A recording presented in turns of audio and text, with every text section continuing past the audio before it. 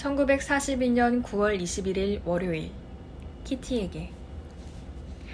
오늘은 뒤채의 새 소식 몇 가지를 잠깐 이야기해 줄게. 야간 폭격이 있을 경우 줄만 잡아당기면 껐다 켰다 할 수 있도록 내가 사용하는 침대 겸용 소파 위에 전등을 달았어. 하지만 밤낮으로 창문을 조금 열어두기 때문에 지금은 사용할 수가 없어. 반단부자는 방충망까지 제대로 달려있고 편리하게 식료품을 넣어 보관할 수 있는 장을 직접 짰단다. 그 작품은 계속 페터의 방에 두었는데 식품을 더 신선하게 보관하기 위해 다락방으로 옮겨놓았어. 지금은 그 장이 놓여있던 자리에 널빤지가 세워져 있어. 나는 페터에게 그 자리로 책상을 옮기고 책상이 있던 자리에 조그만 장을 하나 놓아보라고 조언했지. 그러면 그 좁은 방이 훨씬 아늑해질 거라고. 그래도 난 절대 그 방에서는 생활하고 싶지 않지만 반단 아주머니는 정말 참을 수가 없어. 너무 떠든다고 나를 늘 혼내. 하지만 아주머니가 뭐라든 난 신경 안 써. 그런데 아주머니는 냄비를 씻는 걸 귀찮아해. 냄비에 음식이 조금 남으면 아주머니는 그것을 유리 그릇에 옮겨 담지 않고 냄비 안에서 그대로 썩게 내버려 두거든. 그러다가 마고트 언니가 점심때 산더미처럼 쌓인 냄비 여러 개를 씻고 있으면 아주머니가 다가와 이렇게 말하는 거야. 어우, 마고트, 냄비가 많구나. 클레이만 아저씨는 2주에 한 번씩 내가 읽을 만한 책을 몇 권씩 가져와. 특히 나는 요프테 호일 시리즈를 감명 깊게 읽었어. 저자인 CC반 마르크스펠트가 마음에 들어. 여름날의 어리석음은 벌써 4번이나 읽었는데 그 코믹한 상황을 떠올리면 아직도 웃음이 나와. 요즘 아빠와 나는 친가 쪽 족보를 만드는 일에 열심이야. 아빠는 친가 사람들에 대해 내게 말해주셔. 그리고 다시 공부를 시작했어. 날마다 5개씩 불규칙 동사를 외우면서 프랑스어에 열을 올리고 있는 중이야. 하지만 학교에서 배운 것을 벌써 많이 잊어버려서 속상해. 페터는 한숨을 푹푹 쉬며 영어 과제를 다시 하기 시작했어. 조금 전에 교과서 몇 권이 도착했어. 공책, 연필, 지우개 같은 것은 집에서 이미 충분한 양을 가지고 왔지. 팜! 괄호 열고 이건 아빠의 애칭이야. 괄호 닫고. 이 내게 네덜란드어를 가르쳐달라고 하는데 프랑스어나 다른 과목에서 아빠가 도와주는 것에 대한 보답이 될 테니 아주 좋은 일이라고 생각해. 그런데 아빠는 네덜란드어를 배우면서 정말 황당한 실수를 많이 해. 나는 가끔씩 오라니의 방송을 들어. 얼마 전에는 베른하르트 왕자가 나와서 담화를 했어. 1월쯤 되면 왕실의 아이가 또 한 명 태어난대. 정말 잘된 일이지. 이곳에서는 내가 그토록 네덜란드 왕실에 충성심을 품고 있는지 아무도 모를 거야. 며칠 전 어른들이 내가 공부를 더 많이 해야 한다고 말했어. 그래서 나는 당장 그 다음 날부터 열심히 공부에 매달리기 시작했어. 14살이나 15살이 되어서도 1학년에 남아있을 마음은 추호도 없거든. 또 내가 어른들 책은 읽지 말아야 한다는 말도 나왔어. 엄마는 지금 신사, 숙녀, 그리고 하인을 읽고 있는데 물론 내가 아직 읽으면 안 되는 책이야. 괄호 열고 마고트 언니는 읽어도 돼. 괄호 닫고. 나는 재능 있는 언니처럼 좀 더 성장한 다음에 읽어야 한다나? 또 철학과 심리학, 그리고 생리학에 관해 실제로 내가 아는 것이 전혀 없다는 얘기도 나왔어. 아마 내년이면 나도 아는 게 더 많아지겠지. 긴 소매 원피스 한 벌과 니트 재킷 3벌로 겨울을 나야 한다는 것을 알고 얼마나 당황했는지 몰라. 아빠는 흰 털실로 스웨터를 짜 입어도 좋다고 허락하셨어. 털실로 짜면 예쁘지 않지만 따뜻하니까 그것으로도 만족해야지. 다른 사람들한테 맡겨놓은 옷이 더 있기는 하지만 그 옷들은 전쟁이 끝나고 그때까지 남아있어야 다시 가져올 수 있잖아. 얼마 전 반단 아주머니에 대해 쓰고 있는데 하필 그때 아주머니가 방으로 들어오지 뭐야? 얼른 일기장을 탁 닫아버렸지. 안내, 내가 한번 보면 안 될까? 안 돼요, 아주머니. 그러지 말고 마지막 장만 좀 보여줄래? 아니요, 안 돼요, 아주머니. 바로 그 마지막 장에 아주머니에 대한 험담을 늘어놓았기 때문에 나는 기겁할 정도로 놀랐어. 날마다 사건이 일어나지만 있었던 일을 일일이 적기에는 내가 너무 게으르고 또 피곤하구나. 너의 안내가. 1942년 9월 25일 금요일. 키티에게. 저녁 때 가끔 반단 아저씨 식구들한테 가서 잠시 이야기를 나누곤 해. 시럽을 곁들여 좀약 과자, 괄호 열고 과자 깡통이 좀약을 넣어둔 옷장 안에 있거든. 괄호 닫고.를 먹으면서 노는 거야.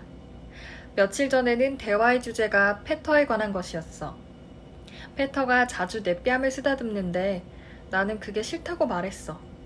반단 부부는 부모로서 진지하게 내가 페터에게 조금 더 마음이 없는지 물었어. 페터는 틀림없이 나를 많이 좋아한다는 거야. 나는 속으로 저런 하고 생각하면서 어머, 그럴 리 없어요 하고 대답했단다. 그러고 나서 나는 페터가 좀 서투르게 행동한다고 말했어. 내 생각에는 그가 수줍어서 그러는 것 같아.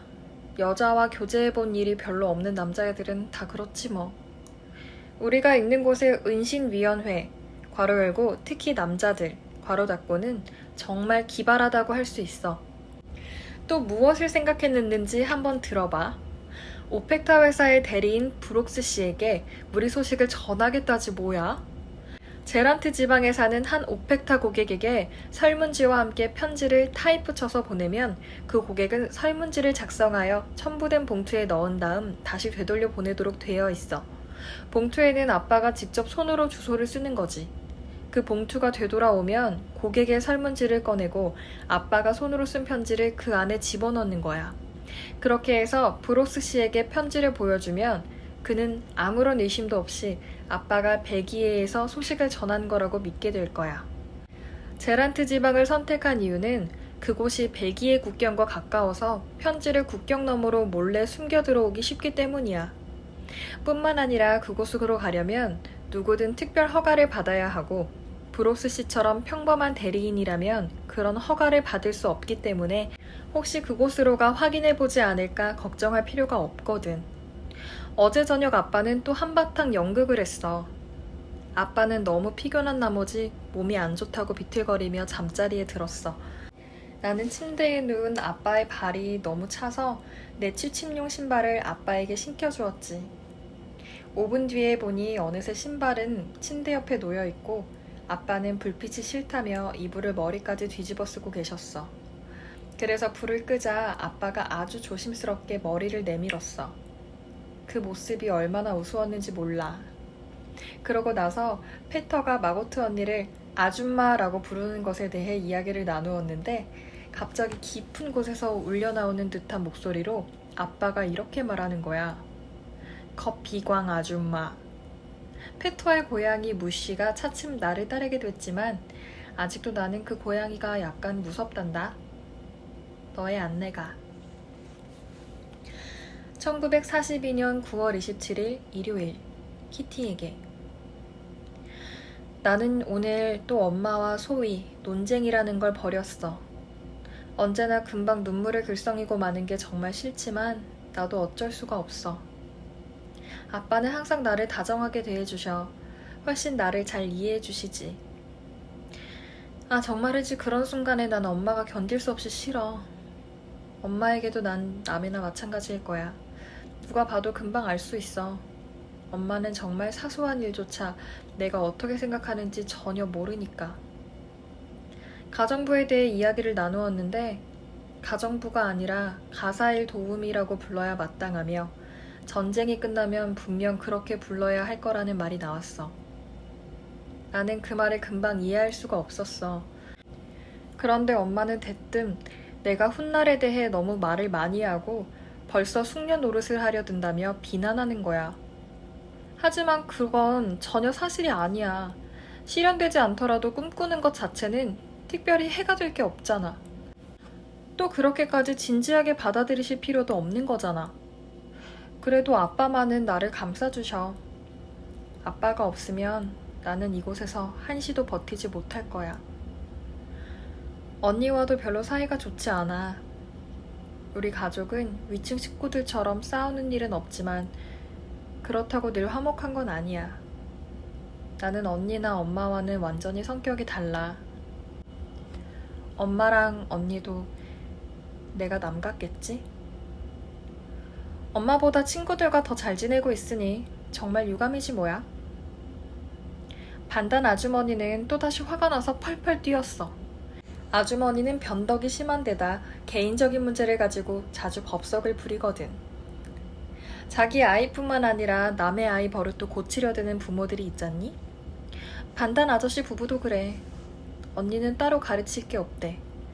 천성적으로 선하고 사랑스럽고 총명하다나? 하지만 나는 원래 성격이 못됐다는 거야. 식사 때마다 한 번 이상은 훈계조의 말과 무례한 대답이 오간단다. 아빠 엄마가 항상 나를 열심히 감싸줘서 다행이지. 그렇지 않았으면 나는 대꾸도 못하고 당하기만 했을 거야. 부모님은 늘 내게 너무 말을 많이 하지 말고 아무 일 하나 끼어들지 말고 좀 더 겸손해지라고 타이르지만 그건 거의 불가능한 일이지. 아빠가 잘 참아주시지 않았다면 나는 부모님 말씀에 대해서는 진작 포기해버렸을지도 몰라. 부모님 요구란 게 그리 어려운 게 아닌데도 말이야. 내가 좋아하지 않는 야채를 조금만 덜고 대신 감자만 많이 덜어 먹을 때, 특히 아주머니는 내가 편식하는 걸 가만 못 놔두고 꼭 한마디 해. 채소도 좀 먹어야지 않네? 어서. 아니 됐어요. 감자면 충분해요. 라고 대꾸하면 아주머니는 채소는 몸에 아주 좋단다. 너희 엄마도 그렇게 말할걸? 조금이라도 먹어보렴. 이라고 말해. 보다 못한 아빠가 끼어들어 내 편을 들어줄 때까지 계속 재촉하는 거야. 아주머니는 비난의 말을 계속 퍼붓지. 옛날에 프랑크 씨가 우리 집에 한번 와보셨어야 하는 건데 우리 아이는 적어도 교육이라는 걸 받았거든요. 안내는 너무나 버릇이 잘못 들었고 나라면 절대 저렇게 하도록 내버려 두지 않을 거예요. 안내가 내 딸이라면 장황한 연설은 늘 안내가 내 딸이라면으로 시작해서 끝이 나. 내가 아주머니의 딸이 아니라서 천만다행이야. 교육 문제로 다시 돌아와서 어제는 아주머니가 한참 떠들고 난 뒤에 침묵이 흘렀어. 그러자 아빠가 이렇게 말했지. 저는 안내가 교육을 아주 잘 받았다고 생각하는데요. 딸아이가 적어도 당신의 그 긴 연설에 말대답을 하지 않을 만큼은 충분히 배웠으니까요. 그리고 채소에 관해서는 당신도 마찬가지라는 말밖에 할 말이 없군요. 아주머니가 치명적인 일격을 당한 셈이지. 아주머니도 저녁에는 방귀가 나온다는 이유로 콩과 배추 종류를 입에도 대지 않으니까. 결국 나나 아주머니나 마찬가지라는 뜻이었어. 나로도 그렇게 말했을걸? 아주머니는 정말 멍청해. 그렇지 않니? 적어도 나에 관해서는 이러쿵 저러쿵 말할 자격이 없어. 아주머니의 얼굴이 순식간에 벌겋게 달아올랐는데 정말 우스웠어. 나는 절대 그렇지 않거든. 아주머니는 내가 웃은 것 때문에 또 화를 냈어. 너의 안내가.